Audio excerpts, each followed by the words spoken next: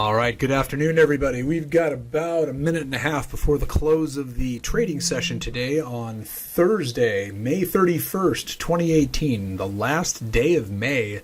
We had approximately, about $1.5 billion to sell on the close on the MOC. Let me take a look real quick where that number is. 1.534 billion to sell. We did get some reasonable selling coming in here, but nothing that would necessarily draw attention to a 1.534 billion. I mean, there's some selling there, but I mean, a lot of buying actually that I thought would continue. But remember, we've got our DPOC here, our developing point of control. So we've got a little ways to go before price begins to move toward that. We got about 40 seconds left. It would not surprise me if price actually did move higher and we did get a move into the developing point of control. In fact, it looks like it's trying to do that right now. Developing point of control just dropped. So we may get a close there anyway.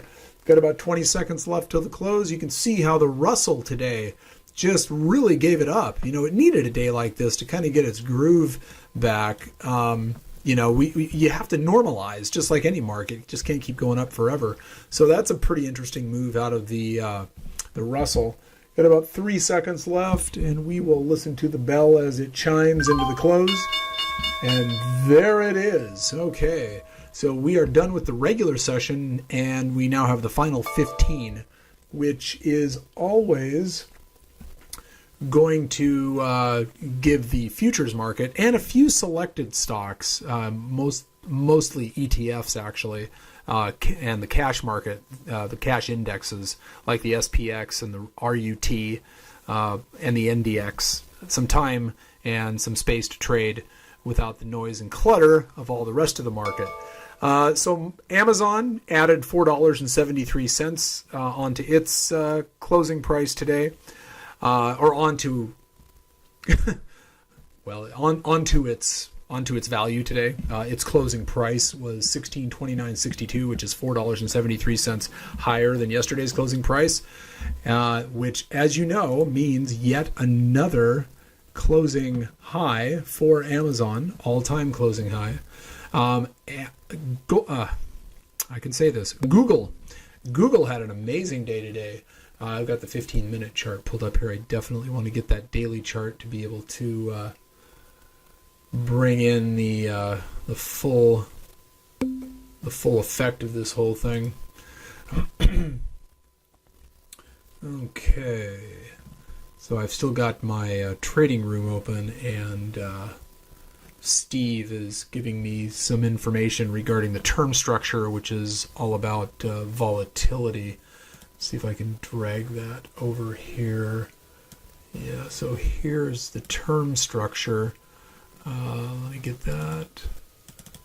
Oh, all right. So much for that idea. That isn't going to work. All right. So anyway, we'll try that another time. That was just kind of an on-the-fly attempt that failed miserably. But anyway, this is Amazon. Again, a new all-time closing high. Did not make a new all-time intraday high, however, but darn close. Let's see. It ended. The high of the day was 1635, and when it reported its last quarter, not the last quarter, which was the first quarter, but the actual last quarter of 2017 earnings, which I think was back in January. In fact, No, I take that back. It was April 27th. It reached an all-time high of 1638.10. So the all-time high today, intraday, was 1635. So $3.10 off of that. Looks like into the end of the week, we could get a new high out of Amazon. Microsoft came within 1 penny of $100 a share. And I mean, that's a new record high. And I'm not sure. No, it did not. It actually went lower today. It closed down 11 cents. So you can see how the $100 level basically was hit. You know, for all intents and purposes, coming within a penny counts as a touch. And you can see how this was the 1272 target, which was $100 even. So, we rarely get round numbers on the Fibonacci levels, but this came within a penny and then it was rejected. So it made its first target, which, this is not a bearish move on any level in Microsoft. What we want to do is we want to take a look at what the 1618 level is here. And that's 103.52. So that's the secondary target. So we'll see how that plays out. And if it plays out, I should say. Now, tomorrow's going to be really interesting, folks. I don't mean to get off track here with all these fun new highs. And actually, Microsoft didn't make a new high. It just came darn close to that $100 level. Tomorrow morning is the job number. And it comes out at 5:30 a.m. Pacific time, 8:30 a.m. Eastern time. And we are starting to get some buy signals now in the futures indexes, and you can see how prices are rising now to get up to that developing point of control. So I'm still kind of jockeying back and forth between doing the trade report here and reading the posts in the trading room. So we've got the Russell coming up off of its lows in the final 15 here. You can see that's rising. Got a little bit of upside in the Dow. Dow had a bit of a rough day, tried to recover, then really collapsed. Tried to recover again, went down into the close. Just Dow's been having a rough go of it. Technology, crazy. I mean, Google was just nuts today. And you can see how this crazy, choppy, amazing back and forth in technology has really kind of set the stage for some real whippy, virtually impossible trading action almost. That being said, I did go long the XLK today. The XLK is the ETF that tracks the technology sector. And what I did is I bought some calls out in the August contract. I bought the 72 strike price, and then I sold the 72 strike price in the July contract. So I've kind of calendarized the whole thing. So at this point, we've got the markets kind of moving a little bit higher, like I said, up to the developing point of control. And right now, I think we can probably expect an overnight session relatively similar to what we had last night. Now, last night's overnight was really quiet. In fact, if we can take a look at this, I'm trying to get this to show up. There we go. Let me see if I can get this to come over here. At the end of the day, things are always a little bit, there we go, a little bit more difficult to resolve technologically. Things are just a second or two behind. But you can see how the overnight session basically had some fairly decent upward energy and then kind of lost itself, tried to recover, and then all heck broke loose just before we opened, about an hour before we opened. And I think that was Italy basically coming back into the fore again and, talking about the issues there, and the market just had some issues, and trade tariffs were starting to get talked about again. And then it was theorized that Italy was fine, and then it was realized that it wasn't, and then the market decided it just had enough, and it was a buying opportunity down here, and then we started getting a little bit of selling into the close because nobody wanted to go long into the close, and now we're getting a little bit of buying in the final 15.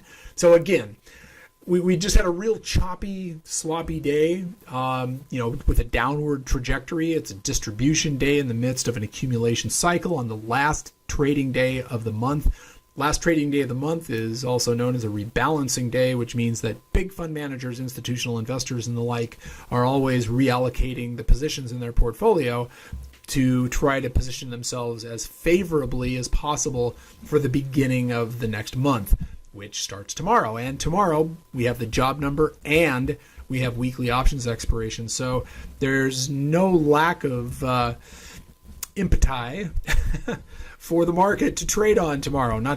Not to mention we still have Italy to consider, and we still have the Canadian situation, which I didn't mention yet, but Canada's Trudeau came out and is basically levying. What was the term? I'm trying to think of. Anyway, some tariffs of their own on the U.S. in light of the tariffs that the U.S. is levying on them. So anyway, it's just becoming, it is becoming a trade war, and you can call it nothing else but that. So retribution is the word I was looking for as it related to the Canadian tariffs on us. So anyway, let the games begin, as they say. Now, my thinking is that this selling is really, like I said, it's a distribution day in the midst of a accumulation cycle. So today's excuse, if you will, to sell was Italy and trade tariffs, and tomorrow's excuse to buy on the first day of June will be the job number. So I think we do go higher tomorrow. We'll see. Now, I thought we were going to go higher today. Little did I know that once again trade tariffs were going to come, to the forefront, back on the radar screen. And little did I know that the Italian situation was still going to have some energy left in it. Just kind of a mess, It's all gamesmanship. So the other thing that comes into play, it's kind of an extension of this whole situation, is crude oil. And we need to look at that as well as the VIX. So let's take a look at crude. And now crude dropped $1.22 today. Oh, let me get rid of that line. We don't need that anymore. So we're coming back down again. We're retreating from this push higher.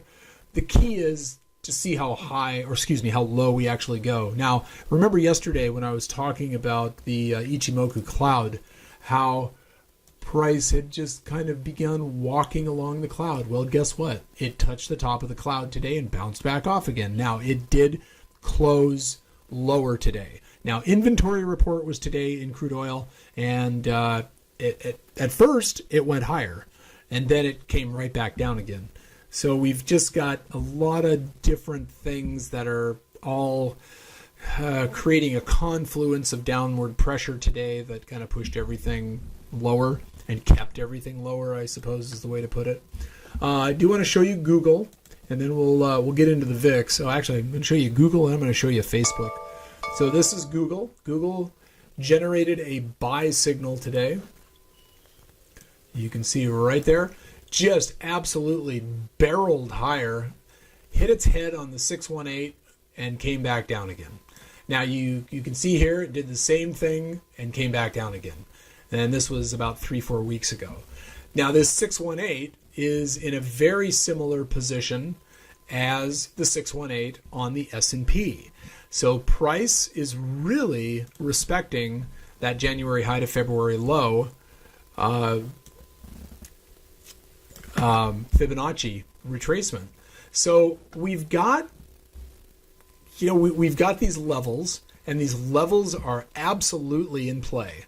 So Google looked amazing today. Still looks pretty amazing now. It's got a buy signal. It's well above the Ichimoku cloud, where it did take a nice little dip into the pool. Didn't go too far into the pool, but now it's moving back higher. Now, will it continue to go higher? Well, this move was on news. Apparently, the European Union is putting new privacy rules into place as far as content sharing and the like, the GDPR, situation. And this apparently is driving ad revenue to Google. Now, by extension, because Facebook has a very similar ad revenue model as Google, Facebook is also benefiting from this as well. So Facebook is really bullish here. I mean, we've just got a market that's almost ready to make a new high. As you recall, not that long ago, we had the Facebook basically breakdown. There were people exiting not only the stock but Facebook itself, and it has just absolutely gone crazy to the upside. This is the kind of thing that has to be looked at from a 50,000 foot perspective. Yes, the Facebook situation was a bit of a disaster. The Cambridge Analytica stuff that came out, and all of the connections and all of the privacy issues. And, Facebook took the ball and ran with it, used it, to acknowledge their own comeuppance, and took a little bit of humility, brought themselves back, and really exploded to the upside. I mean, that is just an amazing, that's over a 20%. That's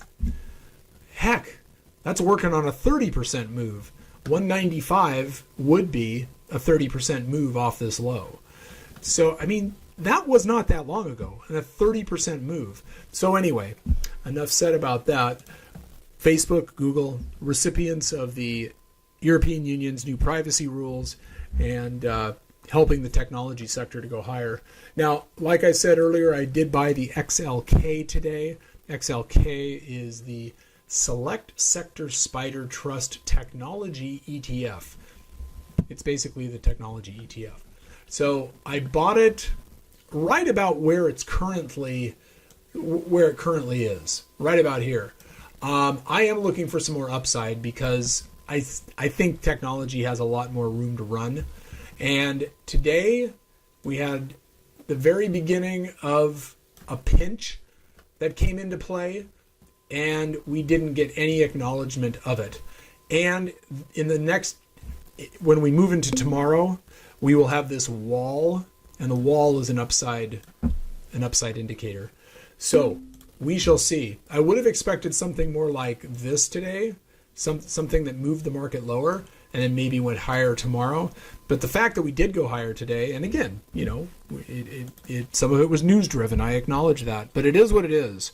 And when we have the energy of the market, not acknowledging something as powerful as an Ichimoku pinch, we have to look at what is next in the queue, if you will, as it relates to the indicator, and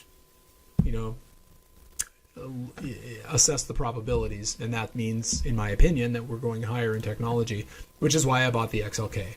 Okay, so we've got that. We still have to look at the VIX, which is, let's see right here. No, the VIX did close higher today,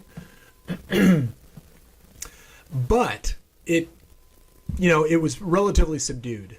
I mean, for the type of price action that we had today in the indexes, it just kind of, waffled around a little bit. However, it is doing that little thing I was pointing out even as long ago as last week. It's starting to go like this. It is starting to do this. So am I looking for that? Well, it's not that I'm expecting it, but yes, I'm looking for it. I think it's got about a 50-50 chance of happening at this time. Now, I say 50-50 because this is not a true pinch. This is just a thinning of the bearish cloud. But thin areas contain a lot of magnetic energy. So the fact that, I'm looking for a possibility of it going through that area, is just something I have on my radar screen as it relates to what I'm observing. That being said, we have an incredibly thick Ichimoku bearish cloud that continues to move lower. So we very well could see, something like this, or even satisfying both ends of the equation, something like this. Something like that. So over the next week or so, maybe finding our way up to here with some lower prices in the indexes and then going higher again. And that's our market anyway right now. We're just, we're definitely sideways. We're back and forth. We're volatile. We're choppy. We're just, I mentioned it this morning in my my trade report, and I'm just indulge me for a minute or two while I read this. I think it's important to just to mention, because it kind of embodies not only the way I feel, but what I'm seeing happening in the market. So my trade report pre-market edition, It's the last day of May, and the markets are higher than the first day of May. In fact, the S&P is approximately 3% higher, and the Russell, well, it's up over 6%. These are interesting times, and they will probably get more interesting. Jeremy Siegel, the Wharton School professor of finance and so-called Super Bull, is calling for caution going forward from here. Uncertainty and instability are rampant in the financial markets. High probability investing and trading opportunities are becoming rare occurrences. It takes a keen eye and an understanding of the forces that drive markets to identify them. Because it's the last day of the month, portfolio rebalancing will be in play. This can cause very choppy price action. For now, I'm still an observer, except, of course, for buying the XLK. There's no need to get eager, anxious, or greedy in an environment that isn't tipping its hand. And when I say that, because the market has not given us any real definitive clues about what it's doing. Even volatility is still kind of wishy-washy.